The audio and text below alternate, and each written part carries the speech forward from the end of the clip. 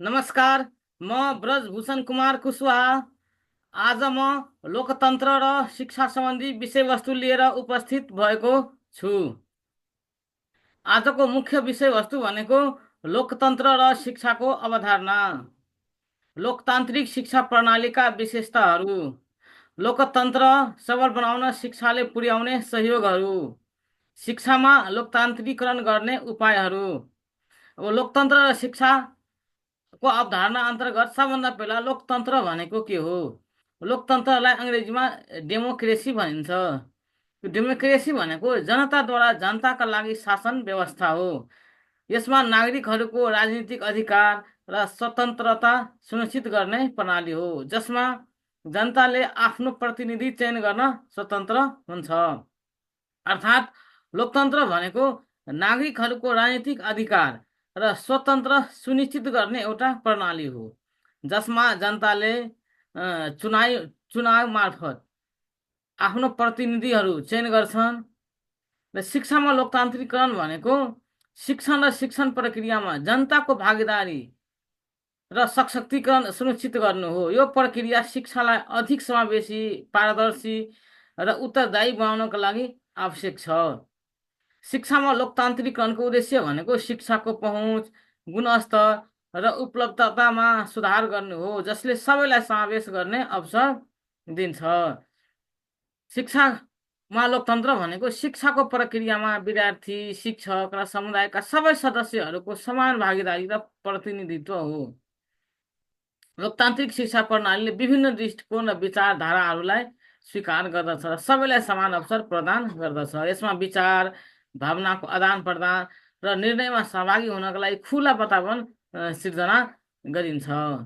लोकतान्त्रिक शिक्षा भनेको सबै विद्यार्थीलाई समान अवसर प्रदान गर्नु हो। जुनसुकै विद्यार्थी होस्, धनी गरिब, जुनसुकै समुदायका होस्, जुनसुकै जात जाति भाषा भाषीको, सबैको चाहिँ यसमा समान अवसर चाहिँ दिइन्छ। सबैको भावनाको चाहिँ कदर गरिन्छ, सबैको विचार दृष्टिकोणहरूको चाहिँ यसमा कदर गरिन्छ। विद्यार्थीलाई प्रश्न सोध्न, विचार प्रकट गर्न, निर्णय प्रक्रियामा सहभागी हुन चाहिँ यसमा प्रोत्साहित गरिन्छ। शिक्षामा लोकतान्त्रिकरण भनेको शिक्षण प्रक्रियामा सहभागिता, प्राधिकरणको विकेन्द्रीकरण र सशक्तिकरण सुनिश्चित गर्नु हो। शिक्षाले लोकतान्त्रिक मूल्यहरूको विकास गर्न मद्दत गर्छ, जसले विद्यार्थीलाई सामाजिक र राजनीतिक जीवनमा सक्रिय सहभागिता गर्न प्रेरित गर्छ। लोकतान्त्रिक शिक्षा प्रणालीका विशेषताहरू, यसमा चाहिँ जात, धर्म, लिङ्ग, आर्थिक अवस्था आदिमा भेदभाव नगरी सबैलाई समान चाहिँ शिक्षाको अवसर प्रदान गरिन्छ। त्यसै गरी विद्यार्थीहरूलाई आफ्नो विचार र दृष्टिकोण व्यक्त गर्ने चाहिँ यसमा स्वतन्त्रता हुन्छ। यसले उनीहरूको सृजनात्मकता र आत्मविश्वासलाई प्रोत्साहित गर्छ। लोकतान्त्रिक शिक्षा प्रणालीमा चाहिँ विद्यार्थीहरूको सक्रिय सहभागिता हुन्छ। उनीहरूलाई निर्णय प्रक्रियामा सहभागी गराइने भएकाले उनीहरूले आफ्नो शिक्षामा स्वामित्व लिन्छन्। शिक्षक र विद्यार्थीहरूबीच सहयोग र समन्वयको वातावरण सिर्जना हुन्छ। यसले शिक्षण सिप र ज्ञानको आदान प्रदानलाई सहज बनाउँछ। लोकतान्त्रिक शिक्षा प्रणालीमा चाहिँ आलोचनात्मक सोच र समस्या समाधान गर्ने क्षमता विकास गर्छ, जसले उनीहरूलाई भविष्यका चुनौतीहरूसँग जुझ्न चाहिँ सक्षम बनाउँछ। त्यसै गरी लोकतान्त्रिक शिक्षा प्रणालीमा विविधता र बहुसांस्कृतिकताको सम्मान गरिन्छ। विद्यार्थीहरूलाई विभिन्न संस्कृति, भाषा र परम्पराबारे जानकारी गराई उनीहरूमा सहिष्णुता र सहानुभूतिको भावना चाहिँ विकास गरिन्छ। त्यसै गरी लोकतान्त्रिक शिक्षा प्रणालीमा चाहिँ सकारात्मक प्रतिस्पर्धालाई प्रोत्साहन गर्छन्, जसले विद्यार्थीहरूमा आत्मसुधारको भावना चाहिँ जागृत गर्छ। विद्यार्थीहरूलाई मानव अधिकार, सामाजिक न्याय र समानताको महत्त्वबारे शिक्षित गर्छ, जसले उनीहरूलाई न्यायपूर्ण समाज निर्माणमा प्रेरित गर्छ। लोकतन्त्र सबल बनाउन शिक्षाले पुर्याउने सहयोगहरू, चाहिँ लोकतन्त्र सबल बनाउनमा चाहिँ शिक्षाले के सहयोग पुर्याउँछन्? राष्ट्रिय एकता कायम राख्न सहयोग। शिक्षा सबैलाई समान अधिकार र अवसरको महत्त्व बुझाउन सघाउँछ, जसले राष्ट्रिय एकता कायम राख्न सहयोग गर्छ। त्यसै गरी लोकतन्त्रलाई संस्थागत गर्न, सक्षम र गुणस्तरीय जनशक्ति उत्पादन गर्न पनि शिक्षा चाहिँ अत्यन्तै महत्त्वपूर्ण चाहिँ भूमिका खेल्छ। शिक्षाले व्यक्तिहरूलाई सहनशीलता र संवादको कलामा प्रशिक्षित गराउँछ, जसले द्वन्द्व समाधान गर्न चाहिँ सहयोग पुर्याउँछ। शिक्षाले चाहिँ आर्थिक विकासमा सघाउँछ। दक्ष जनशक्ति उत्पादन गरी देशको आर्थिक विकासमा चाहिँ महत्त्वपूर्ण योगदान चाहिँ पुर्याउँछ। शिक्षाले चाहिँ समानुपातिक विकासको अवधारणालाई सशक्त बनाउँछ, जसले सबै क्षेत्र र वर्गलाई लाभान्वित गर्न चाहिँ मद्दत पुर्याउँछ।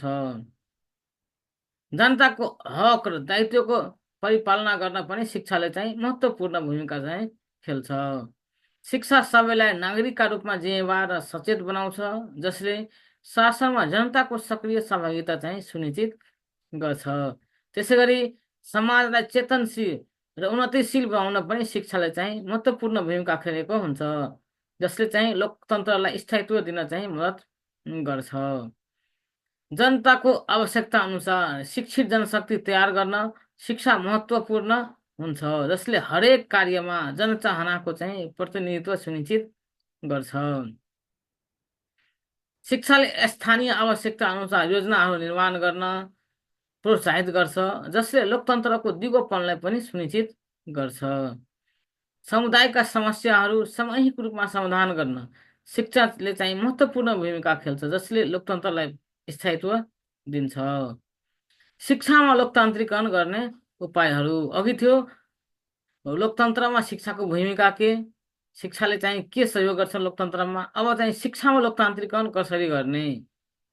अभिभावक र स्थानीय समुदायलाई शिक्षा प्रक्रियामा सहभागी गराई स्थानीय आवश्यकताहरूलाई सम्बोधन गर्ने।